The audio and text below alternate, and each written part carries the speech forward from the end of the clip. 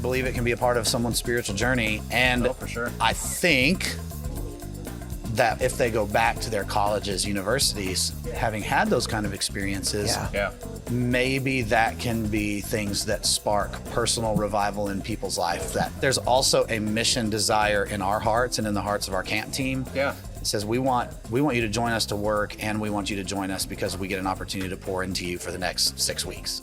Working with the local church to take the hope of Christ to every student in the United States. This is First Priority. Now here are your hosts, Steve Chirico and Brad Skelling. Well, hello, everybody. Welcome to the First Priority Podcast. Brad Skelling, and I am excited to have a good show with you today. Me too, Brad. Hey, Steve. Week 2 that it's a good day. Week 2. It's a good day. We got another conversation from YPS with us. Our longtime friend, Ben Trueblood, is going to join us today. Who had just finished on the platform at YPS Nashville. Comes down. And like minutes later jumped in with us. Walks to the podcast table. We have a heart-to-heart. Absolutely. Before we jump too far in there, okay. Guess what just happened this past week?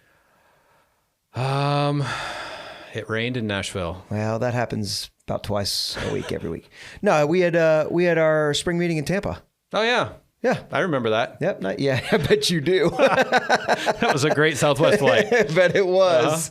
Bags fly free. That's right. Mm-hmm. Well, and right now, Companion, they're doing the Companion thing. I don't know if you've seen that. I have. I don't fly enough for that. I travel, but not travel enough. All right. It's not worth it for me. I'd rather just buy a ticket if I needed to do that. Me neither. Yep. Useless banter, my bad. That's all right. So we had spring meeting in Tampa. Yes. Tell me a little bit about it. It was a smaller gathering than Nashville. It's not as central, but there are some people, like from Michigan who love to fly to Tampa any time of the year and get into the fun and sun. And so it was a great time. JD, Sandy, Amber, we had a great time. Good. A few other folks down there as well. Just rubbing shoulders, evaluating the school year, talking about next year. What can we do better? What are our goals? How can we spur each other on? And we got some compliments at the YPS that I attended about Amber's new teammates. Yeah. And so we were able to really, get to know them well. Yes. In that meeting. Yes. So that's great. Yep. And again, much like Nashville, there's new people that we haven't met before, but Amber's brought them on staff, and we get to rub shoulders with them, hang out, and really get to know their hearts, and it's a good time. It's good. Mm-hmm. Well, speaking of hearts, you talked about Ben just briefly. Yep. Fair warning to everybody in the conversation. This particular conversation with Ben, we didn't come with an agenda. We really just wanted to hear his heart. Mm-hmm. And there were some things fresh on Ben's heart. And so if you are listening in the car, it's kind of in the background, I would recommend that you pause for a minute and just tune in. Because the first 20 or so minutes of this is really heartfelt. And I left a message. I've since left a message with Ben on his voicemail, just simply saying, listen, dude, I've played that conversation back in my head now a few times. Mm-hmm. And there are a number of people that I know inside the First Priority family that's going to be a breath of fresh air for. Sure. People who are, what's the statement that my friend JT uses all the time? Be kind. Yeah. Because everyone is fighting an unseen battle. That's right. Right? Yeah. Everyone is facing no idea something. What their story is. And so the idea that Ben is so authentic and so vulnerable, talking about what the Lord's doing in his heart was just, it's really good. And so I don't want to take away anymore. I just want to set people up that listen, like you, I listen to podcasts at weird moments. Yep. This is one that you may want to just pause what you're doing and not do stuff. Yep. Just be present. Listen in. Yeah. Yeah. It's good. All right, let's jump in. Sounds good. Well, as Steve just said, we are here at YPS with Ben. Welcome back to the show. It's like for the third time, right? I think so. I think we've hit the last couple years. We solved some things last time. Are we going to solve some things again this time? I hope so. It's always a plus when you can. We sure like that. Yeah. I got saved. Things happened, transformed. It was great. The last two, I think we need revival in Steve's life. He got saved last time. We need renewal this time. It's time for a rededication, as they say. There we go. That's the word I was looking for.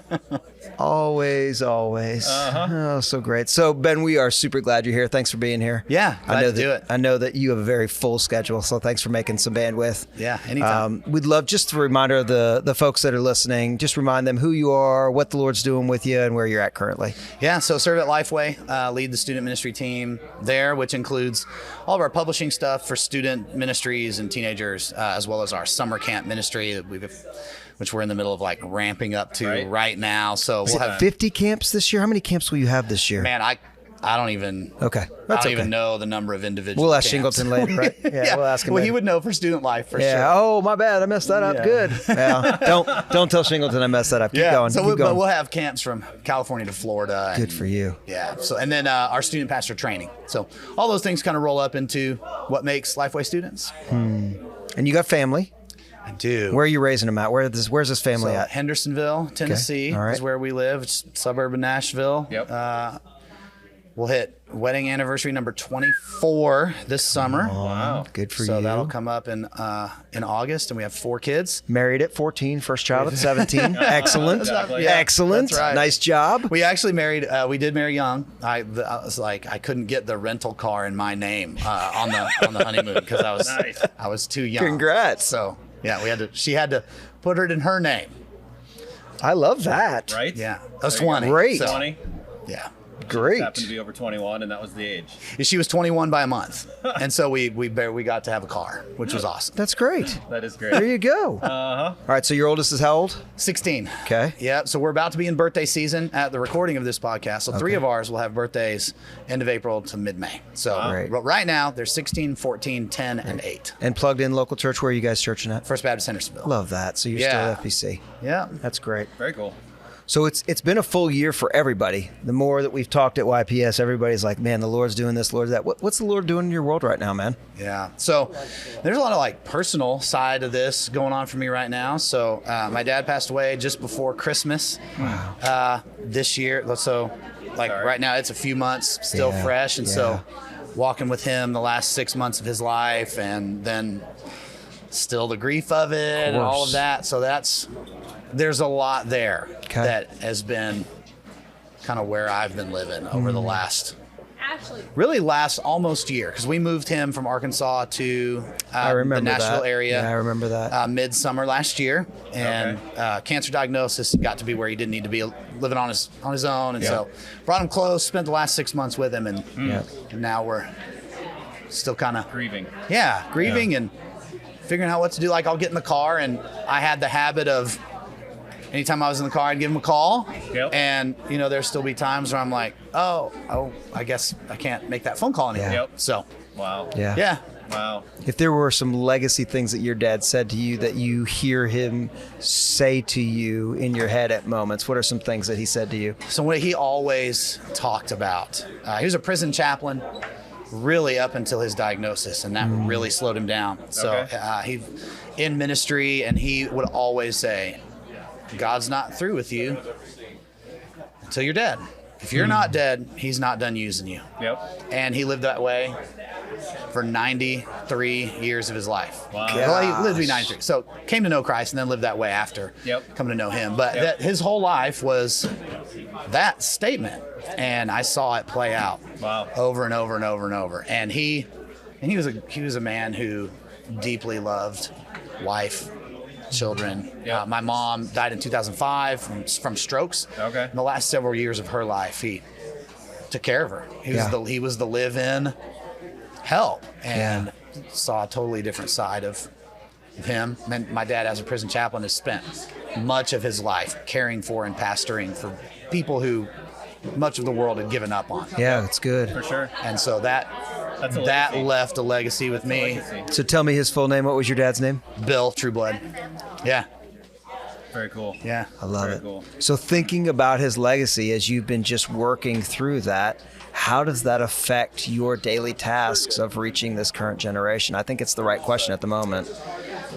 Yeah, and I think I'd probably say I don't know that I've fully formed that yet. Yeah. But I do know that in every student ministry I've ever served in, And I haven't served in the local church since coming to Lifeway, so it's been a little bit. And what year was that? What did you help us with? 2012. So Okay. it's been Longer 11 than years. I thought. Okay, Yeah. good.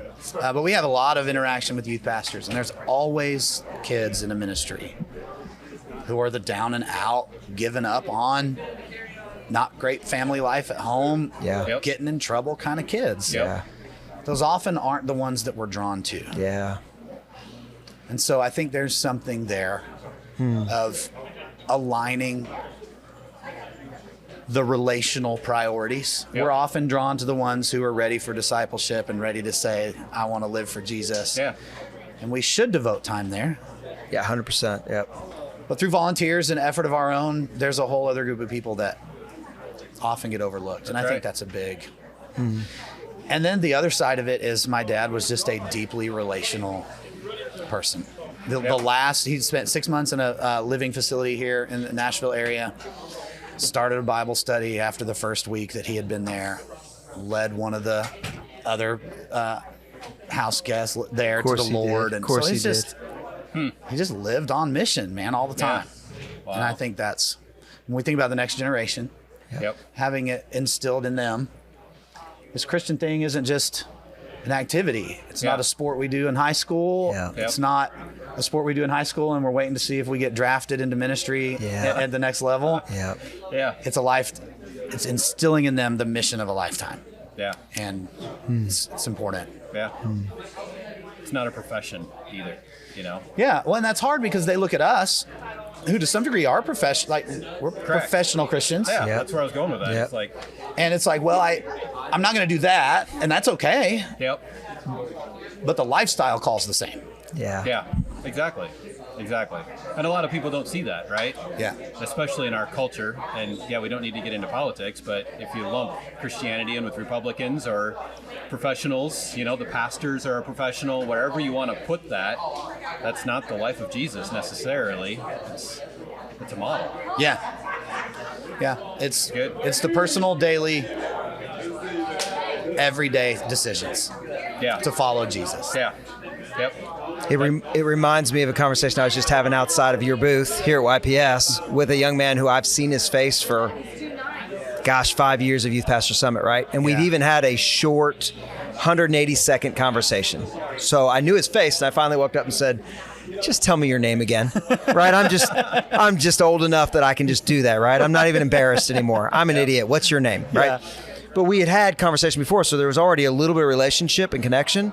And as he's beginning to tell his story, I'm thinking out in my head, not out loud at first, this guy's telling the story, and the people that he is going after, and all those that he's serving, right? He's all these different ministries. The people he's going after are those who serve the poor and the widow and the orphan, and he was in jail. And it's the same words that Jesus said to John's disciples when they said, "Are you the one?" Right? Are you really it? And he said, go back and tell John what you see. The lame walk, the sick are healed, the deaf hear, those who are lost are found. Like, just go back and tell them what you see. And it is the fulfillment of the Old Testament scripture, right? That's why he said it. And it's the prophet's testimony, right?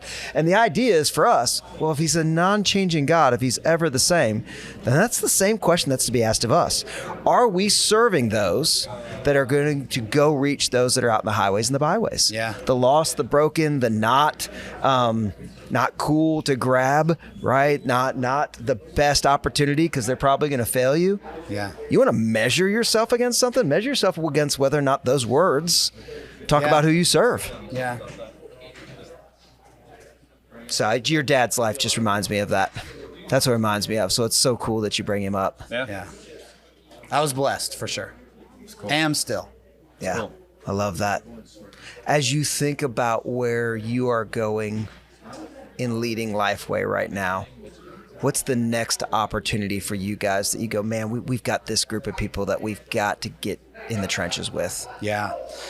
So, man, coming up on camp season, so we'll have 110,000 people at a summer camp somewhere over the course of the summer. Us too. Yes. Wait, so it's like, we're going to serve one, each of us. Exactly. And to do that, we hire a whole lot of college, young professional age group people to give up a summer and serve with us. And we pay, like, it's not like a volunteer thing. Oh, yeah. We pay them. But getting that group of people has become harder and harder. Really? So fresh on my mind right now is finding more summer staff, college students who want to serve in ministry, because we want college students to pour into middle school and high school students. Yeah. That's how we operate. Yep. And we have ratios in our minds of we need this many summer staff for this amount of campers. Yeah. And it's becoming really, really difficult. And one of the things I would say that we try to be intentional about is when we invite somebody to come serve with us, we're not just saying, yeah, we want you to come work really hard all summer. That's part of it. Yeah, sure. But we want their stories at the end of the summer to be, God moved in my life as a staffer in this way. Yeah. We see our role executing camp, and also the other line of that track is a part of their spiritual journey. Sure. We want Jesus to use those weeks at camp to grow them in maturity. And so our team is very intentional with that, with material they get ahead of time, how they do training, how they connect with them throughout the summer. We believe it can be a part of someone's spiritual journey. And for sure. I think that if they go back to their colleges, universities, having had those kind of experiences, you mentioned revival earlier, then maybe that can be things that spark personal revival in people's life that leads to a broader movement of God. No doubt about it. And so we ask, hey, come serve with us. Like, there's a real work need, but there's also a mission desire in our hearts and in the hearts of our camp team. Yeah. It says we want you to join us to work, and we want you to join us because we get an opportunity to pour into you for the next 6 weeks. It's the same thing that we say with First Priority. We talk about taking the hope of Christ to every student, which lends itself to the new believer. But we know equally as important is the student leader who's standing up in front of that club in their middle and high school saying, speaking the words of Jesus probably for the first time. Because they've been to church their whole life, but has anybody ever given them the opportunity to do that? And you'd think by college that would be true, but in my story, it wasn't until I was a freshman in college that somebody asked me to share my testimony. And it changed my life. Yeah. Right? It set me on a different trajectory where I was going to go follow Gateway Computers in Sioux City, Iowa, and become a computer guy. Yeah, just cow boxes. Exactly. Yeah, you remember that. Yeah. Wow, that's incredible. You brought that up. Backyard. And that's where I was going. I was going to, learn coding and do all the things. And all of a sudden, somebody asked me to share my testimony. And I tied in all those camp experience. I'm like, oh, I never saw God. 4th grade, middle school, high school, now college, and I'm saying it for it's revolutionary. Yeah. Well, one of the beautiful things that you guys do is give teenagers an opportunity to be leaders among their peers. Yeah. Which is really challenging, right? Because they leave the First Priority moment and they got to go to like math with these same people. Right. And so you got to live it. And it gives them the opportunity to lead in a way that not a lot of places do among their peers. Yeah. Well, and that's one of my favorite videos that we've got out there. It's really old, but it's a girl from Louisiana who talks about showing up for the pizza, getting asked almost immediately to share the next week, struggling through that, and then realizing that, I walked from that room to the lunchroom and somebody asked me another question. All of a sudden, we're talking about Jesus in the lunchroom. Yeah. And she had no idea what God was doing with her, but it changed her world forever. Yeah. It is, it really does help people. I mean, so my daughter, I had the privilege just this past Sunday of baptizing my 2 daughters. Come on, man. So nice. It was an awesome experience. Yeah. And my oldest daughter has been thinking about it for a long time. Came to know the Lord at home several years ago and has been really thinking about it. And it's through her leadership role, I think in part, of course there are a lot of factors that play into it, but I think in part a leadership role that she took at a Christian club on her campus. God used that to develop in her to make that decision for herself. Yeah. And we didn't want to pressure and push and you need to do it right now. And we took a very, very patient, engaged stance with her. Yep. Got to the point where she said, I want to do this for me. Yep. And that leadership, what you guys do through those clubs, I think helps those leaders take next steps with Jesus. Yep. it's not, it's not, like you said, it's not just for the people who don't know him that come to him through a club. Correct. Exactly. It's discipleship. We don't use that word publicly, even though I just said it on the podcast. Yeah, exactly. That's a public venue. Yeah. Well, so we actually have some perspective now, which we didn't have in the past, and I bet you do too. So you've probably lived through a little of this because of 11 years. But you met Lexi, who is our intern, just a minute ago, right? Lexi is interviewing former First Priority Greater Nashville student leaders who are now adults.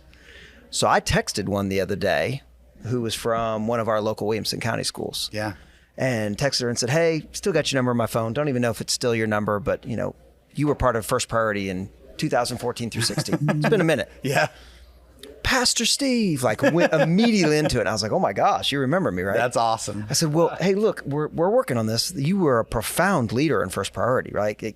Kids came to Christ in droves, and you were plugging them back into not just your local church, but you were going to the place that they called their home church, but never had actually been to youth group. She would go with them to get them connected to the church where her family, she was crazy, right?